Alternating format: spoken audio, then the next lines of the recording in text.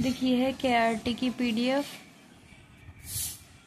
Last वाली PDF है उसका, पेज नंबर 8। ठीक है, इसमें बोला है प्रूव डेट दिस सीरीज, ये जो सीरीज है वो converges uniformly in every bounded interval, हर एक बाउंडेड इंटरवल। बाउंडेड इंटरवल मतलब एक ऐसा इंटरवल जिसका अपर बाउंड भी एग्जिस्ट करता है और लोअर बाउंड भी एग्जिस्ट करता है, तो क्या हो जाएगा, एक बाउंडेड इंटरवल हो जाएगा। But does not converge absolutely. अब देख, वो यूनिफॉर्मली कन्वर्ज तो करता है बाउंडेड इंटरवल में, पर वो एब्सोल्यूटली कन्वर्ज नहीं करता। अब एब्सोल्यूटली कन्वर्ज का मैंने डेफिनेशन बताया था, क्या था डेफिनेशन, अगर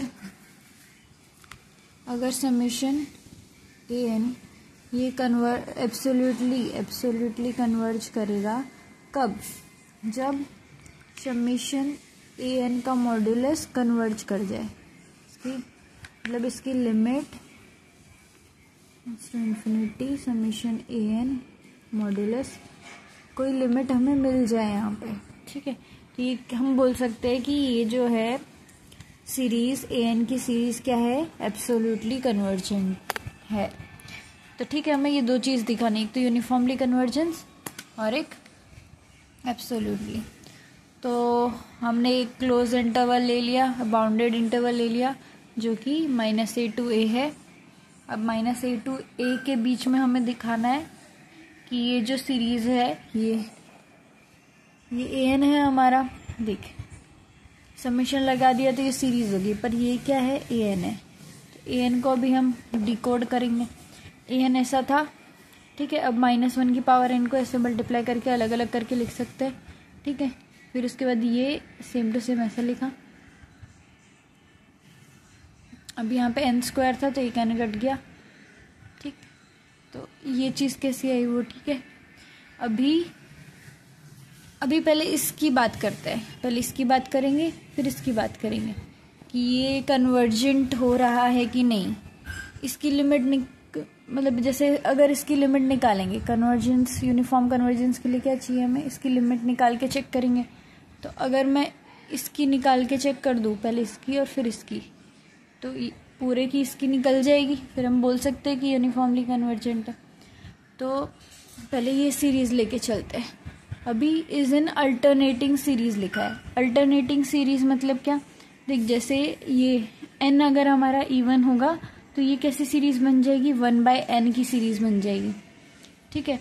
और जब हमारा n ऑड होगा तो ये किसकी सीरीज बन जाएगी, -1/n की बन जाएगी। मतलब क्या बोल रही हूँ, अगर समेशन दे रखा है -1 की पावर n = 1 to ∞, तो इसके टर्म्स कैसे होंगे, पहले 1 जाएगा तो -1/1, फिर बनेगा अगला टर्म 2 तो 1/2, फिर अगला टर्म 3 तो -1/3, फिर 1/4, फिर -1/5, ऐसे बनेगा। तो एक पहले नेगेटिव आ रही है, फिर पॉजिटिव आ रही है, फिर नेगेटिव आ रही है, फिर पॉजिटिव आ रही है, फिर नेगेटिव। जब पॉजिटिव नेगेटिव ऐसे करके सीक्वेंस बने ना, उसको बोलते हैं, ऐसी करके सीरीज बने ना, उसको बोलते हैं कि अल्टरनेटिंग सीरीज है। ये तो मैंने सीक्वेंस बनाया है ये an का, ठीक है। अब इसकी सीरीज का बात करें तो ये सबका एडिशन क्या हो जाता है, ये सीरीज हो जाता है, ठीक। इसीलिए हमने इसको बोला है अल्टरनेटिंग सीरीज। अब कोई भी अल्टरनेटिंग सीरीज ऐसे दी हुई है, अल्टरनेटिंग सीरीज मतलब प्लस माइनस ऐसे हो रही है, तो लेब्रिट्स टेस्ट ये कहता है, अगर उस सीरीज में देख, जैसे ये सीरीज है ना, पहले -1 था, फिर हाफ हुआ, फिर माइनस, ऐसे चेंज होता जा रहा है साइन। फिर अगर हमें मिल जाए कि limit n tends to infinity 1/n, वो 0 मिल गया, तो हम बोल सकते बाय लेब्रिट्स टेस्ट कि ये सीरीज कैसी है, कन्वर्जेंट है। ये याद कर ले अभी के लिए, अगर ये अल्टरनेटिंग सीरीज है और इसकी लिमिट 1/n की लिमिट हमें 0 मिलती है, तो इस टेस्ट के दौरान हमें क्या मिल जाता है, ये सीरीज कैसी मिल जाती है, कन्वर्जेंट मिल जाती है, ठीक है। ठीक है, अभी हम ये इस टर्म की तो हमने बात कर दी, और ये वैसे भी याद कर ले कि -1 की पावर n अपॉन n, ये क्या है, कन्वर्जेंट होती है हमेशा, इस टेस्ट के दौरान, इस टेस्ट के दौरान। फिर इसकी बात करते हैं, -1n x square upon n square, ये रहे, इसकी बात करते हैं। अभी इसका जब हमें प्रूफ करना है ना, तो ये हम कर रहे हैं वाइस्ट्रास टेस्ट से। तो देख, पहले एक मिनट सुन, ये इसका मॉड्यूलस लिया, ठीक है, मॉड्यूलस लिया, तो ये जो -1n है, इसका मॉड्यूलस लेंगे तो 1 हो जाएगा। तो कैसे आया, x square upon n square आया, ठीक है, यहाँ पे कोई दिक्कत, x square upon n square आया। अब x किस में बिलोंग करता है, -a to a में, ठीक है, तो इसका मॉड्यूलस किस में बिलोंग करेगा, मॉड्यूलस किससे छोटा होगा, x का मॉड्यूलस वो हमेशा a से छोटा होगा, a इसका अपर बाउंड है, इसीलिए तो लेस देन इक्वल टू हम a square by n square लिख सकते हैं।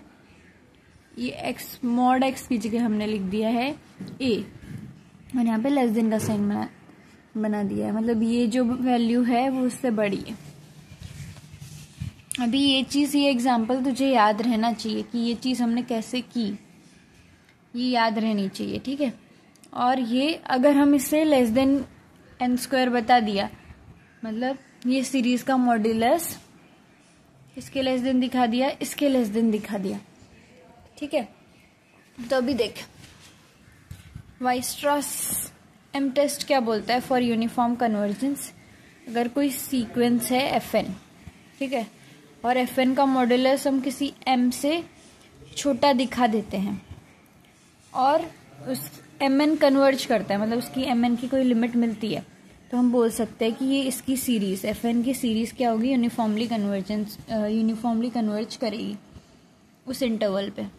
समझ आया, fn कोई सीक्वेंस है और उस fn का मॉड्यूलस हम किसी नंबर से छोटा दिखा देते हैं, mn से छोटा दिखा देते हैं, और वो जो mn है वो mn है वो कन्वर्ज करता है, मतलब उसकी लिमिट मिलती है, तो हम बोल सकते हैं कि fn की सीरीज यूनिफॉर्मली कन्वर्ज करेगी।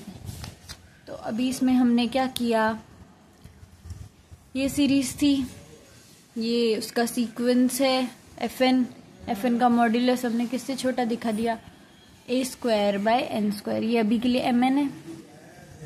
इसकी हम लिमिट निकालें, इसकी सीरीज का हम लिमिट निकालें, mn की सीरीज का लिमिट बोला है, तो mn की सीरीज ये होगी a square by n square, ये कन्वर्जेंट है by p series convergence for p greater than 1। भी ये क्या आ रहा है, वापस यही वाला फॉर्मूला, देखिए मैंने पिछले वाले वीडियो में भी यही फॉर्मूला लगा, इसमें भी कि 1/n की पावर p, अगर p हमारा ग्रेटर देन 0 है तो इसकी लिमिट क्या आ जाएगी, 0। तो इस केस में भी n की पावर क्या है, 2, और 2 p है हमारा, 2 बड़ा होता है 1 से, इसीलिए ये वाली सीरीज क्या हो जाएगी, कन्वर्जेंट, और ये कन्वर्जेंट है, fn इससे छोटा आ रहा है, तो बाय वाइस्ट्रास एम टेस्ट ये सीरीज भी कन्वर्जेंट होगी।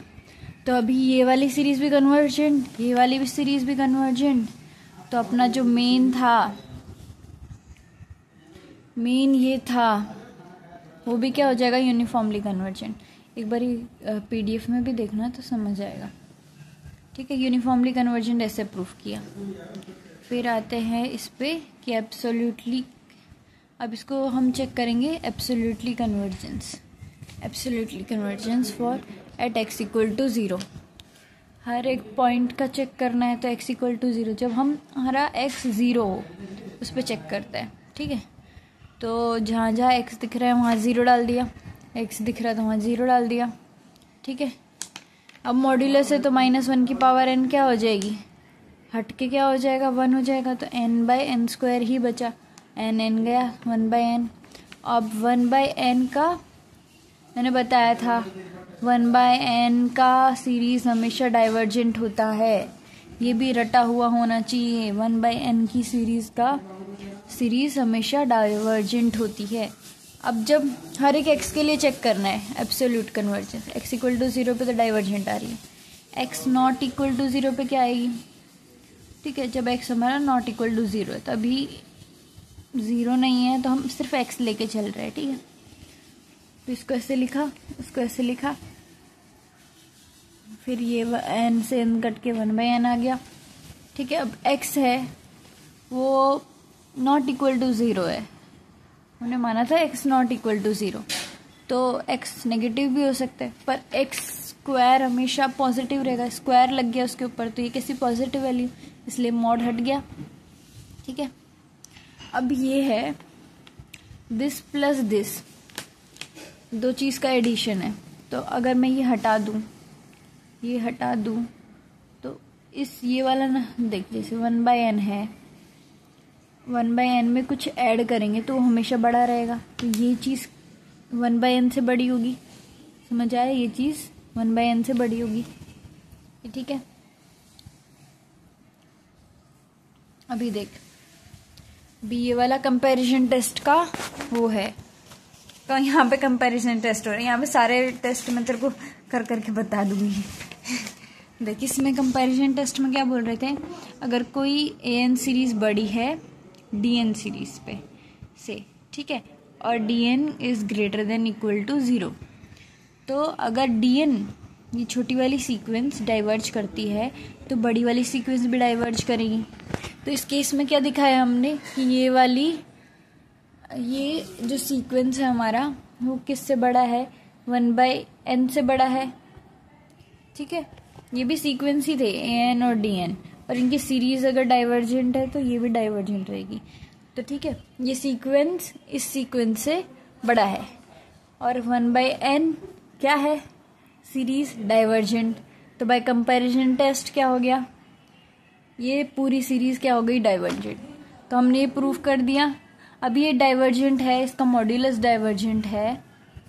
देख, ये सीरीज थी, एब्सोल्युटली कन्वर्जेंस चेक करना था तो इसका मॉड्यूलस लिया, ये सीरीज क्या आई, ये तो कन्वर्जेंट है, यूनिफॉर्मली कन्वर्जेंट है, पर ये जो मॉड्यूलस वाली सीरीज हमने निकाली वो कैसी आई, डाइवर्जेंट, इसलिए ये क्या है, डज नॉट कन्वर्ज एब्सोल्युटली।